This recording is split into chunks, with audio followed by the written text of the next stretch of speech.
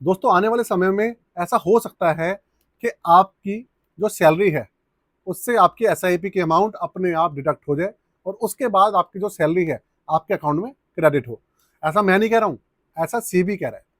सेबी के आने वाले नए रूल के हिसाब से ऐसा कुछ आने वाले समय में हो सकता है।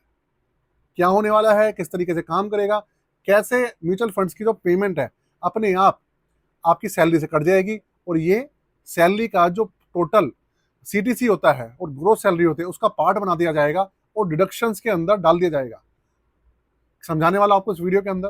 तो दोस्तों एंड तक बने रहिएगा, साथ में चैनल को सब्सक्राइब करके वीडियो को लाइक जरूर कर दीजिएगा। दोस्तों शुरू करते हैं। कंप्यूटर स्क्रीन आपके सामने चालू हो चुकी है।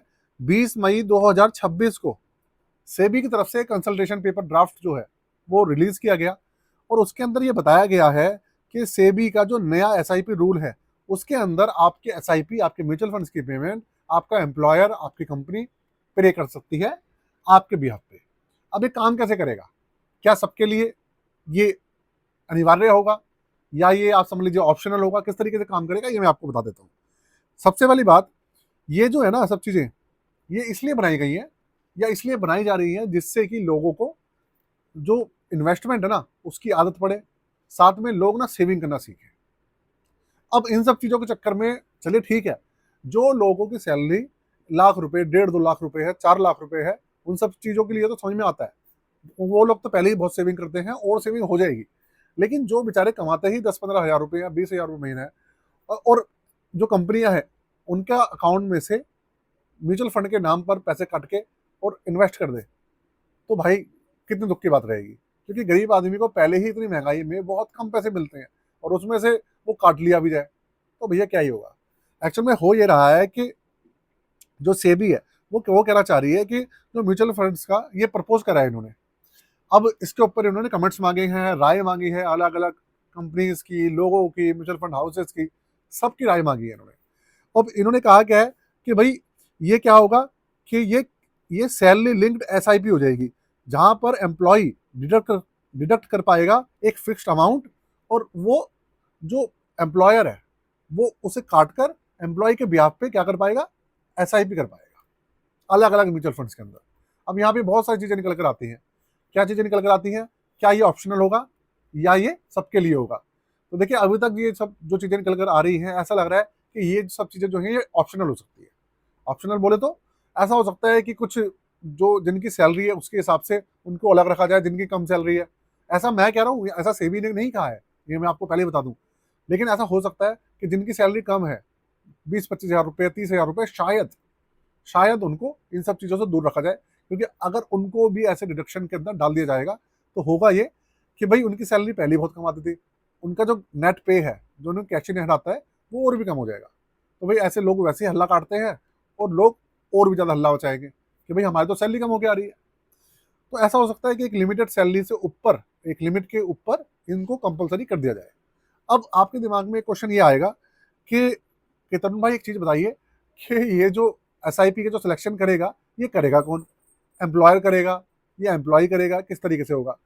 तो देखिए जहां तक मुझे अभी तक समझ में आया है, सारी चीजें मैंने पढ़ी हैं, समझी हैं, इन सब चीजों का सिलेक्शन ना एम्प्लॉयर ही करेगा। तो सेबी का जो रूल है इस तरीके से हो जाएगा कि जैसे एनपीएस नहीं होती, नेशनल पेंशन स्कीम है, उसके अंदर अपने आप आपकी सैलरी से पैसा डिडक्ट होकर एनपीएस में चला जाता है। इस तरीके से सेबी ना कुछ म्यूचुअल फंड की स्कीम अलग तरीके की बनाएगी। मतलब सेबी अलाउ करेगा कि भाई इस तरीके की आप स्कीम्स निकालिए, उसको एएमसी वाले लॉन्च करेंगे और फिर उस जो एएमसी लॉन्च करेगी ना उसको एम्प्लॉयर उन सिर्फ उन्हीं स्कीम्स के अंदर एम्प्लॉयर जो है एसआईपी दे पाएगा। ऐसा मुझे लगता है। जो हमारी नॉर्मल स्कीम्स है ना, जैसे जो रेगुलर में चलती हैं, शायद उनके अंदर वो सब चीजें नहीं हो पाएगी, ऐसा मुझे लगता है। और ये जो स्कीम्स होंगी थोड़ी ऐसी रखी जाएंगी जो कि बैलेंस्ड कैटेगरी की होती हैं, जिसके अंदर रिटर्न्स भी ठीक ठाक मिल जाते हैं, थोड़ा सा रिस्क भी कम रहता है। ऐसा कुछ होगा या ऐसा भी हो सकता है कि लोगों को चॉइस दी जाए कि भाई आपको एग्रेसिव में जाना है, आपको बैलेंस्ड में जाना है, आपको कंजर्वेटिव में जाना है। जो भी एम्प्लॉय होगा उसको चूज किया जाएगा कि सर हमारे को इस हमारे का जो एपेटाइट है, रिस्क एपेटाइट है हमारी तो ऐसी है, एग्रेसिव है, तो उसे एग्रेसिव वाले फंड में डाल दिया जाएगा। जो बैलेंस्ड होगा उसको बैलेंस में डाल दिया जाएगा। जो कंजर्वेटिव होगा, जो चाहता है भैया मैं रिस्क लेना नहीं चाहता, उसे कंजर्वेटिव वाला में डाल दिया जाएगा। इस तरीके से शायद काम करेगा। तो भाई ऐसा है। अब ये तो सेबी का प्रपोजल है, हो सकता है आने वाले कुछ महीनों के अंदर आपको ये रूल जो है इम्प्लीमेंट होता हुआ भी दिख जाए, क्योंकि सेबी ना ऐसे ही बहुत सारे ऊट पटांग रूल बनाने के लिए फेमस है। ऐसा नहीं है कि सेबी इन सब चीजों के ऊपर ध्यान नहीं रखती है। अभी आपने कुछ समय पहले देखा होगा, 2 महीने पहले सेबी ने किया क्या था कि जितने भी चिल्ड्रन फंड चल रहे थे और रिटायरमेंट फंड चल रहे थे उनको इन्होंने कह दिया था कि भैया बंद कर दो। उसके बाद जब हल्ला मचा तो फिर सेबी ने इसको वापसी लिया। अब इस तरीके का एक और डिसीजन लेके आ रहे हैं। तो भाई अब देखते हैं एम्प्लॉयज जो हैं वो इस चीज को किस तरीके से लेते हैं, उसको हजम कर पाते हैं या नहीं कर पाते हैं। आप मुझे कमेंट करके बताइएगा, क्या आपको ये जो सेबी का प्लान है अच्छा लगा या नहीं लगा, या ये फालतू की चीजें हैं। तो दोस्तों मैं यहीं पे वीडियो को खत्म कर रहा हूँ। आपके कमेंट का इंतजार रहेगा।